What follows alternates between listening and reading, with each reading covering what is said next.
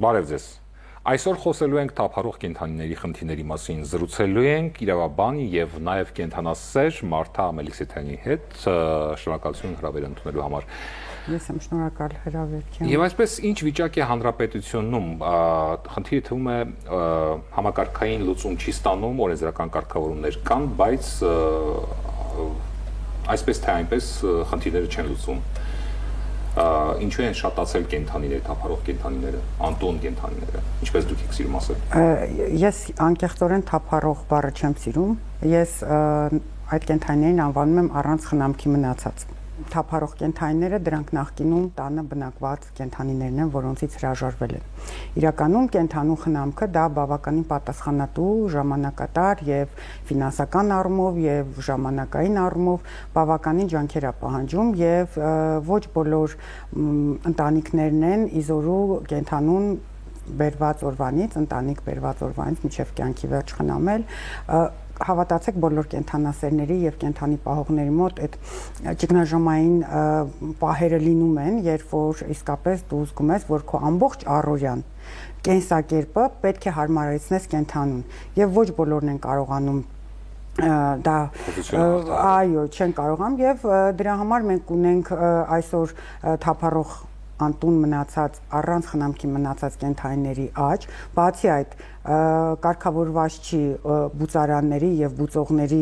այսպես ասած գործունեությունը, որը այսօր գտնվում է ստվերում։ Բուծողները դրանք կենդանիներին բազմացնողներն են, որոնք չեն պահպանում այն միջազգային ստանդարտները, թե բժշկական առումով, թե իրավական, եւ որի արդյունքում երբեմն ձակուկները հիվանդ են ծնվում եւ առողջական խնդիրներով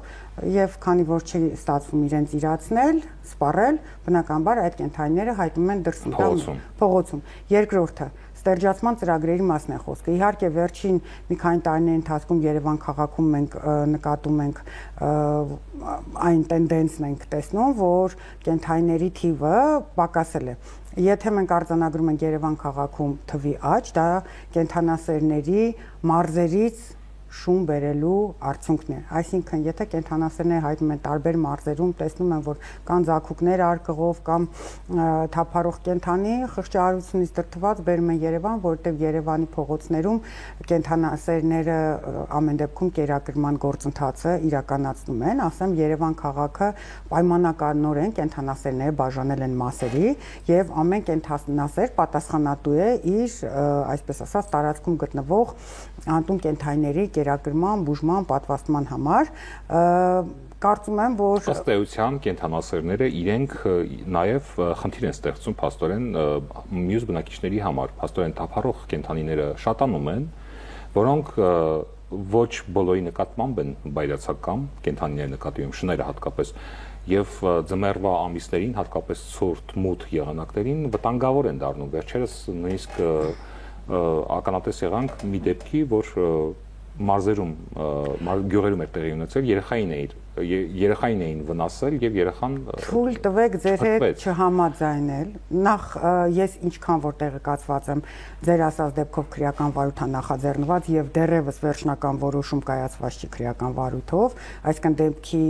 հանգամանքները դեռևս լիարժեք բացահայտված չեն։ Ես ինքս հետևում եմ բոլոր այդ կցման դեպքերին, որի արդյունքում ծանր կամ միջին ծանրության վնասվածքներ են պատճառում, առավել եւս եթե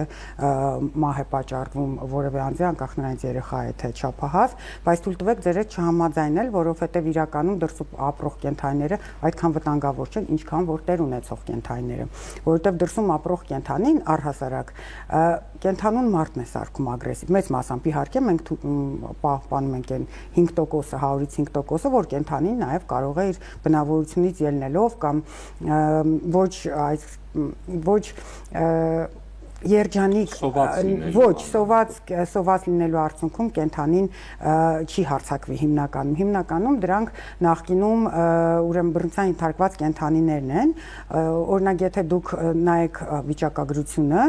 նույն կենդանին չի հարձակվում եւ կանանց եւ երեխաների վրա հիմնականում կենթանին նույնականացնում է որպես վտանգի աղբյուր այն մարդուն, ում նման են նախկին իրեն վնասողը, այսպես ասեմ։ Եթե մենք նկատում ենք, որ երբեմն լինում են դեպքեր, ահազանգեր են լինում, նաև համացանցում են տեղադրվում, որ օրինակ ավտոմեքենան վնասել են գիշերը թափառող կենթանիները, մենք տեսնում ենք, որ ոչ բոլոր շներն են վնասում։ Հետևաբար սա ուղղակի կարելի է եզրակացնել, որ կենթանու կյանքում բացասական ինչ-որ փորձ ա եղել ավտոմեքենաների հետ կապված, բայց վերադառնամ ամենակարևորը կծման դեպքերին։ Տեսեք, ավելի շատ վնասում կարող են վնաս պատճառել եւ վտանգավոր են տան կենթանիները, որովհետեւ իրենք ապրում են իրենց համար սահմանված տարածքում, իրենց ընտանիքում եւ այս կենթանիները ձեռք են բերում իրենց տարածքը եւ իրենց տերերին պաշտպանելու ունակությունը։ Այստեղ շատ կարևոր հանգամանք մենք պետքա դիտարկենք, որ ոչ բոլոր կենթանապահներն են պատասխանատու իրենց իսկ շների համար։ Օրինակ մենք ունենում ենք շատ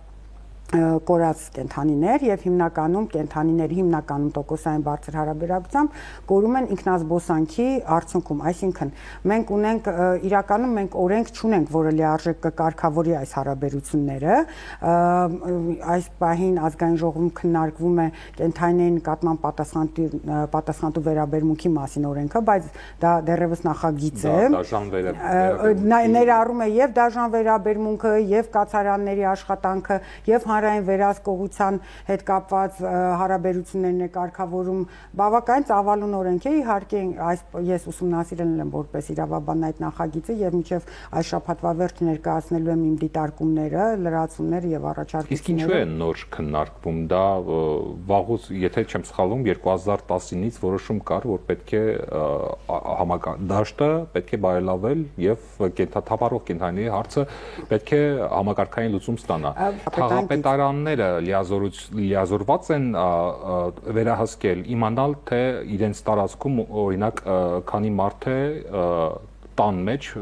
կենթանի պահում, վիճակագրություն կա, պարտավորված են ունենալ իրականում Երևանի ավականու որոշման համաձայն, որը նաև կենթանուն հաշվառելու եւ պահելու զբոսանքի կանոններն է սահմանում, այնտեղ նշված է, որ ցանկացած կենթանի նախ եւ առաջ կենթանի պահելուց առաջ պետք է ստանալ տեղական ինքնակառավարման մարմիններից թույլտվություն, այնուհետև կենթանի ձեռքբերումից հետո չիպավորել 6 շաբաթականից արդեն սկսել պատվաստումները իրականացնել անձնագրով, ոչ կենթանապահները, ոչ կենթանասերները, մեծ մասը 99%-ը ոչ մեկ իր կենթանիներին չի հաշվառվում տեղական ինքնակառավարման մարմիններում։ Այս մասով ես բազմիցս խոսել եմ, որ պետքա վերահսկողություն իրականացվի, չկան մասնագետներ, տեսեք, տեղական ինքնակառավարման մարմիններում ես ենթադրում եմ, որ կամավոր սկզբունքներով է ինչ-որ մեկին հանձնարարվելու, որևէ պաշտոնատար անձի այս լիազորությունների իրականացումը, վերահսկողության իրականացումը։ Ինչ պետք է անեն, տնետուն պետք է անցնել։ Տնետուն չէ, պետք է ստեղծել միասնական հարթակ, որտեղ որ կներմուծվեն կենթանու լուսանկարից սկսած մինչև միկրոչիպի թվերը, որպեսզի եւ կորած կենթանիները հնարավոր լինի նույնականացնել եւ մենք շատ ունենք եւ կենթանիների գողության դեպքեր ըստ ցեղատեսակի կենթանիների հափշտակության, այսպես ասած, մենք դեպքեր շատ ենք ունենում եւ սա նաեւ թույլ կտա, ինչու ոչ, եթե մենք ունենում ենք կենթանիների, ես դա անվանում եմ աշխատանքային տրաֆիկինգ, այսինքն անկանոն բուծման եւ ապօրինի ձեռնարկատիրական գործունեության աղբյուր, այս պարագայում դժվար է մենք նույնականացնել, թե ում է պատկանել կենթանին եւ ամենակարևորը, եթե մենք խոսում ենք բուծման մասին, դա պետք է իրականացվի համապատասխան խիստ պահանջների պահպանմամբ, որովհետեւ այսօր Հայաստանի Հանրապետությունում դրանք ոչ միայն մարդկային եւ բժշկական առումով չեն պահպանվում, նաեւ բարոյական, քանզի կենթանին, եթե օրինակի համար անասնաբուժության մասին օրենքով կամ մնացած այլ միջազգային պրոտոկոլներով պետք է բուծվի 3-4 տարին մեկ, Հայաստանի Հանրապետությունում դա տեղի ունենում կիսամյակը մեկ։ Ինչը անթույլատրելի է։ Տեսեք, դուք ասում եք որոշումը կա, ինչու այն չի գործում։ Հիմա տույժ սահմանված է կարգախախտողների համար։ Այո, վարչական իրավախախտումներ վերաբերյալ Հայաստանի Հանրապետության օրենսգրքով վարչական պատասխանատվություն է նախատեսված ընտանի կենդանիների պահման կանոնները խախտելու համար, բայց մենք ունենք այստեղ կազուսային իրավիճակ։ Վարույթը պետք է իրականացնի լիազոր մարմինը, Երևանի քաղաքապետարանը։ Ամեն դեպքում ես գուցե եւ սխալվում եմ, բայց երկար տարիներ այս ոլորտում աշխատանքներ իրականացնող մարդ, թե իրավական առումով իմ աջակցությունն եմ հայտնում, թե անմիջապես գործնականում կենդանիների պաշտպանությամբ եմ զբաղվում։ Ես գրեթե չեմ հանդիպել դեպքերի, երբ քաղաքացին այդ կանոնները խախտելու համար ենթարկվի վարչական պատասխանատվության։ Իսկ ես կարծում եմ պետք է խիստ մոտենալ այս հարցին, որովհետև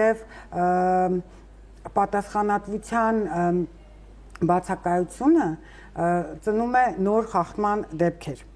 Ես կարծում եմ, որ այո, գուցե եւ որոշակի դեպքեր կարելի է դիտարկել որպես նվազած նշանակության ունեցող իրավախախտումներ, բայց մեծ մասամբ այ երբ որ մենք խոսում ենք կծման դեպքերի մասին, ինքնազբոսանքի մասին, չպավորելու կենդանիներին, պատշաճ բժշկական խնամք չիրականացնելու ցանկացած կենդանի, եթե մենք ուզում ենք ինքը անվտանգ լինի մարդու համար, ինքը պատշաճ այդ միջոցառումները բժշկական պարտադիր պետք է անցնի։ Հանրության վերաբերմունքը վերջին տարիներին փոխվել է կենդանիների նկատմամբ, ինչ կարծում։ Ավելի բարի են դարձել, ավելի հանդուրժող են դարձել, թե հակառակը։ Ես ոչ թե բարի եւ հանդուրժող, այլ կասեի ավելի գրագետ։ Ինչպես է դա դրսևորվում, ինչով։ Օրինակ մի քանի տարի առաջ անգամ դրսում կերակրումը դա կարող էր զարմանք առաջացնել, հիացմունք առաջացնել, դժգոհություն առաջացնել։ Մեզ մոտ հիմա պակասել են դժգոհողների թիվը եւ դա արդեն հիացմունք կամ ինչ-որ ոգևորություն առաջացնող երևույթ չէ, երբ որ դրսում կենդանին կերակրվում է, երբ որ վրաերթի ենթարկված կենդանու մասին արագ ահազանգում են եւ գրեթե ամեն երկրորդ կենդանին, ով վնասվում է փողոցում, բուժ օգնություն է ստանում տարբեր հասարակական կազմակերպությունների, կենդանասերների աջակցությամբ։ Ինչն է ձեզ մոտիվացնում անverջ թեման ձեր ուշադրության կենտրոնում պահելու, առավել եւս ես տեղյակ եմ, որ սոցցանցերում դուք նաեւ տեսահոլովակներ եք հրապարակում եւ ահազանգում եք այս կամ այն դեպքի մասին։ Ինչն է մոտիվացնում։ Ես ոչ միայն ահազանգում եմ, այլ նաեւ ահազանգի ընթացքն եմ լուծում եւ 90% դեպքերում դրական արդյունքով։ Այո, սոցիալական իմ հարթակներում ի սկզբանե ես անգամ չէի պատկերացնում, որ այսպիսի լայնածավալ եւ դիտելիությունը այսպիսի կլինի, իրականում փաստորեն խնդրով մտահոգված են քաղաքացիները եւ ասեմ նաեւ Հայաստանի Հանրապետությունից դուրս ապրող մեր հայրենակիցները եւս շատ հետեւողական են եւ շատ հաճախ իրենց աջակցությունն են ցույց տալիս վնասված կենդանիների փրկության այդ գործընթացում, իսկ մեկ կենդանու փրկելը դա մեծ ֆինանսական եւ մարդկային ռեսուրսներ է պահանջում, բավականին լուրջ։ Ես ձեզ ասեմ, դրական տենդենս ունենք նաև այն առումով մոտիվացնումը դրական արդյունքը, միանշանակ, եւ ամենակարևորը։ Ես մտածում եի, որ կասեք ձեր կենդանիները, դուք ինքներդ պահում եք տանը, չէ՞։ Իրականում, այո, ես տանը ունեմ բավական լուրջ ցեղատեսակի շներ, որոնց որդեգրել եմ, չեմ գնել։ Մեկը արդեն ծերուկ է 6.5 տարեկան գերմանական բոքսեր, ով ինձ սովորացրել իմ կենդանին, ես չեմ ամաչացել, որ իմ կենդանին է ինձ սովորացրել կենդանիների լեզուն հասկանալ, ընկալել եւ ավելի բարի գտնվել դրսում ապրող կենդանիների նկատմամբ, որովհետեւ ես երբ տեսնում եմ, թե ես ինչպիսի բարեկեցիկ կյանք եմ իրեն ապահովում, ուղիղ համեմատական անցկացնելով դրսի կենդանիների դաժան կյանքի հետ, մենք սկսեցինք օգնել։ Ձեր այս նախագիծը, որ ներկայացրել եք արդեն խորհրդարան, նաեւ ես չեմ հեղինակը նախագծի, ես իմ ուսումնասիրել եմ եւ իմ դիտողություններն ու լրացումները մինչեւ շաբաթվա վերջ պետք է ուղարկեմ։ Լսումների մասնակցում եք։ Այսօր քննարկման էինք հանրային, առաջի անգամ եմ նման հրավեր ստացել օրենքի նախագիծը քննարկելու հետ կապված։ Ես որպես իրավաբան, որպես նաև կենդանիների փրկության հարցում այդ գործնականում առաջացած խնդիրներին շատ մոտիկից ծանոթ մարդ, իմ պարտադիր օբյեկտիվ դիտողությունները, լրացումները, դիտարկումները կներկայացնեմ ազգային ժողով, որովհետև իրականում շատ երկրներում սա արդեն վաղուց ընդունված օրենք է եւ վաղուց աշխատող մեխանիզմ է։ Մեզ մոտ ցավոք սրտի մենք նոր ենք սկսել պատասխանատու վերաբերել։ Ինչ խորհուրդ կտակ այն մարդկանց հատկապես, ովքեր վախենում են թափառող շներից եւ հատկապես ցուրտ եղանակին եւ մութ ժամերին փողոցում գտնվելիս ինչ անել, որպեսզի շունը չհարցակվի կամ իրենց ապահով զգան մարդիկ։ Ավելի շատ խոսում էինք կենդանիների իրավունքների մասին, բայց մարդկանց իրավունքները պետք չի անտեսել։ Առաջնահերթ մարդկային կյանքը բարձրագույն արժեքա միանշանակ դա չի քննարկվում։ Եվ ասեմ, որ Երևանի քաղաքապետարանը, բացի այդ մենք կենդանասերներս, adekvat կենդանասերներս միշտ ահազանգում ենք, որ այսինչ վարչական տարածքում կա ագրեսիա դրսևորող կենդանի եւ ագրեսիա դրսևորող կենդանիները հիմնականում մեկուսացվում են եւ տեղափոխվում են կենդանիների խնամքի կենտրոնի կացարան, բայց իրավիճակները տարբեր են լինում եւ այո կարող են նաեւ դեպքեր լինել, երբ կենդանին կարող է անհասկանալի պատճառներով ագրեսիա ցույց տա։ Մենք ունենք պրակտիկայում դեպքեր, դրա համար եմ ես խորհուրդ տալիս, երբ որ քնած կենդանուն անհանգստացնում են, կարող են հարվածել ոտքով, նայել ագրեսիա ցույց տա։ Կենդանիներին երբեք, սա կենդանասերներին խորհուրդ, որպեսզի ագրեսիայի դեպքերը քչանան մեզ մոտ, նվազեն դպրոցի մթերային խանութների, սննդի կետերի, մանկապարտեզների, հարակից հատվածներում կենդանիներին չկերակրել ոչ մի դեպքում։ Իսկ եթե այնպիսի իրավիճակ է ստեղծվել, որ պետք է կենդան կերակրեն, կենդանասերը պարտավոր է մինչև վերջ սպասել, որպեսզի կենդանին սնվի վերջացնի եւ նոր շարունակի իր այսպես ասած ճանապարհը, որովհետեւ ցանկացած կենդանի առավել եւս դրսում ապրող իր սնունդը պաշտպանելու այդ ունակություն ունի, բնազդ ունի եւ սնվելու ընթացքում եթե կենդանասերը հեռացել է արդեն կենդանին սնվում է եւ կողքով թեկուզ վազելով երեխաներ են անցնում, ի վերջո չենք մոռանում կենդանի է եւ իրավիճակը գնահատում է իր համար վտանգավոր եւ կարող է այո նաեւ հարձակվել։ Ես ասեմ, որ մենք անցյալ տարի ունեցել ենք Մալաթիա Սեբաստիա վարչական շրջանում բավական լուրջ կծման դեպք 10-11 տարեկան երեխայի, եթե չեմ սխալվում, հաշմանդամություն ձեռք բերեց երեխան, կենդանասերի սխալ կերակրման արդյունքներ, ոսկորները մսի հատվածներով խանութի մուտքի մոտ էր տեղադրել եւ երկու շունը մտածել են, որ խանութ մտնող վազելով խանութ մտնող երեխաները ուղղակի իրենց համար վտանգ են ներկայացնում։